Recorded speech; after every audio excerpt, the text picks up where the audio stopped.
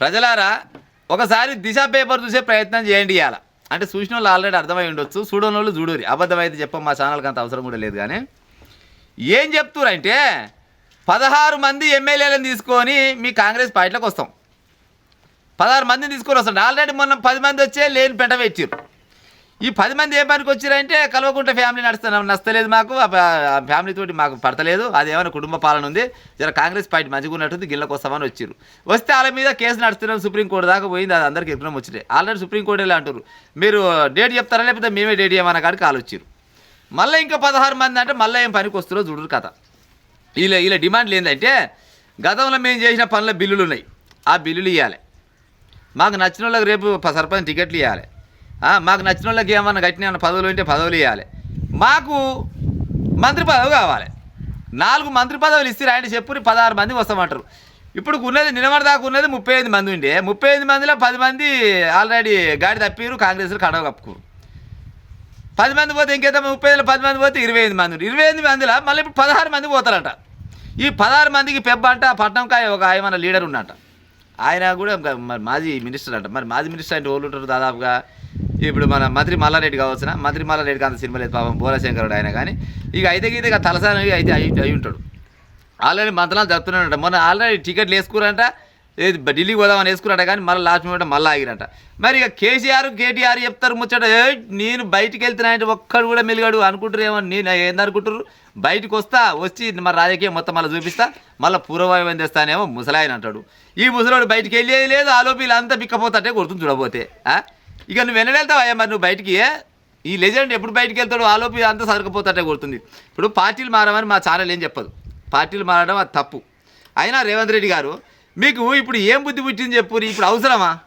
ఇప్పుడు గతంలో కేసీఆర్ చేసిన తప్పు మీరు చేస్తాడు గుర్తుంది. కేసీఆర్ కూడా ఏం చేసిండు, పక్కతోటి పసరాలు మొత్తం తీసుకొచ్చి ఇన్ని తోలుకొని ఆగం జగన్నాథం చేసే. ఇప్పుడు నీకు ప్రజలు మంచిగా నిన్ను ఆశీర్వదించారు, ఎన్నో కొన్ని పథకాలు పెట్టినావు, ఆ పథకాలు కొన్నిటిని అమలు పరిచినావు. ఇంకా మిగతా పథకాలను కూడా అమలు పరిస్తే 5 ఏళ్ళు కాదు 5, 10 ఏళ్ళు కూడా నిన్నే ముఖ్యమంత్రి ఉంచుదామని జనాలు అనుకుంటారు. మరి ఏం ఎక్కడ పట్టుకొస్తారు అంటే మీ పార్టీలో ఉన్న వాళ్ళు ఏమైనా గట్టి దొంగ పసలు గిట్టున్నాయా కొన్ని? అక్కడిక్కడ దుంకేటివి అడివి నమ్మకంతో కొత్త వాళ్ళని తీసుకొచ్చుకుంటున్నావా?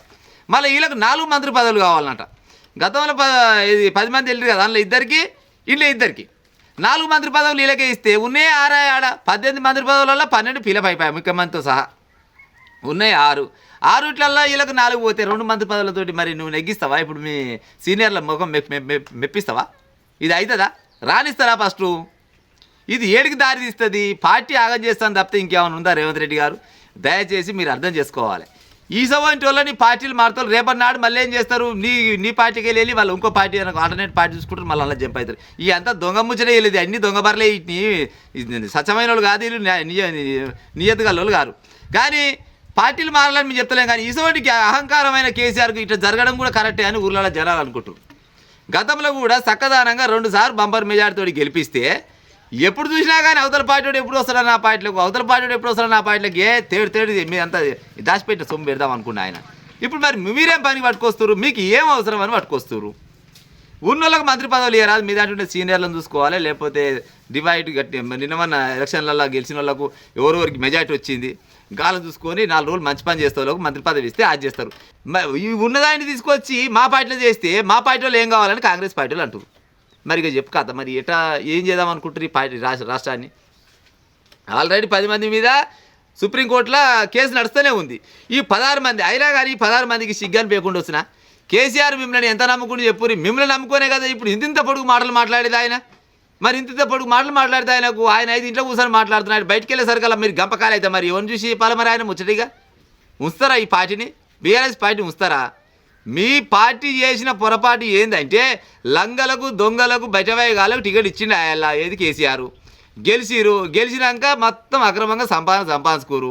ఆ సంపాదించుకొని మొత్తం జనాలు ఇబ్బంది పెడితే మొన్న ఏం చేసి జనాలు అంతా కళ్ళు తెరిచిరు, మిమ్మల్ని ఒడగొట్టిరు. ఆడంగి 35-40 మంది దాకా గెలిస్తే వాళ్ళు కాస్త 10 మంది మొన్న పోయిరు. ఇవాళ 16 మంది మళ్ళీ పోతారంట. ఇక పార్టీ మొత్తం విలీనం చేసినాక ఇంకేం పాడవుతుంది ఆడ? మీకు చేసుకుంటోళ్ళకు మీకు లేదు, చేర్చుకుంటోళ్ళకు ఆ చేరుతోళ్ళకు ఆరలేనట్టుంది.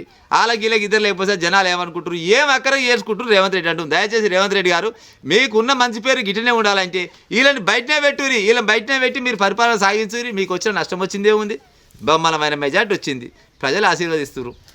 ఇంకేం కావాలి? వీళ్ళు మీ పుసుకున్న కర్మజాలీలను చేర్చుకున్నా కానీ ఈ మంత్రి పదవుల కోసమే వస్తున్నారు. అంటే మంత్రి పదవుల కోసము మళ్ళీ పోతే గతంలో చేసిన పనులకు బిల్లుల గురించి, లేకపోతే వాళ్ళు ఏమైనా దొంగ కేసులు అక్రమంగా కట్టిన భూములు కబ్జాలు చేసినాయి, ఇవన్నీ దాచుకోవడం కోసం వస్తున్నారు. వీళ్ళు ఏమి కాంగ్రెస్ పార్టీ మీద ప్రేమతో వస్తలేరు. వీళ్ళని తీసుకోవడం కంటే తీసుకోకపోవడమే ఉత్తమం. విన్నారా? దయచేసి గది ఒకటి మనసులో పెట్టుకొని మీ పరిపాలన కరెక్ట్ సాగించే ఉపాయం చేయాలి. కానీ ఇటువంటి వాళ్ళకి మాత్రం తావీయకూరని మీ ఊళ్ళల్లో ఊర్లలో ఉన్న మీ కాంగ్రెస్ కార్యకర్తలు అంటున్నారు. ఇక ఉంటా సార్. మరి దయచేసి పొరపాటున కూడా ఇటువంటి లంగల దొంగలకు తావీయకూరి వాళ్ళకు ఇస్త్రీ అంటే మంత్రి పదవులు వాళ్ళకు 4 అయినా అంటే మళ్ళీ మీదాన్ని లెస్స పనిచేస్తలే. కాంగ్రెస్ పార్టీ అంటే మహా ఏమీలు ఉంటారు. ఇక చూడు, ఇక వాళ్ళు ముఖము అక్కడ పెట్టిన అంటే 6 నెలల దాకా ఇక్కడ పెట్టరు. ఒక్కొక్క ఆయన అసలు ఆయన ఉంటాడు. గతంలో మీరు అంతా ఫేస్ చేసిన వాళ్ళే కదా. ఈ రాష్ట్రానికి ముఖ్యమంత్రిని రేవంత్ రెడ్డి గారిని చేసిరంటే అది ఎంత కష్టపడతాయినాం అనేది రేవంత్ రెడ్డి గారికి ఎరికే. కానీ గిసోటి వాళ్ళు మాత్రం నమ్మకొకసారి ఉంటా మరి. ఇక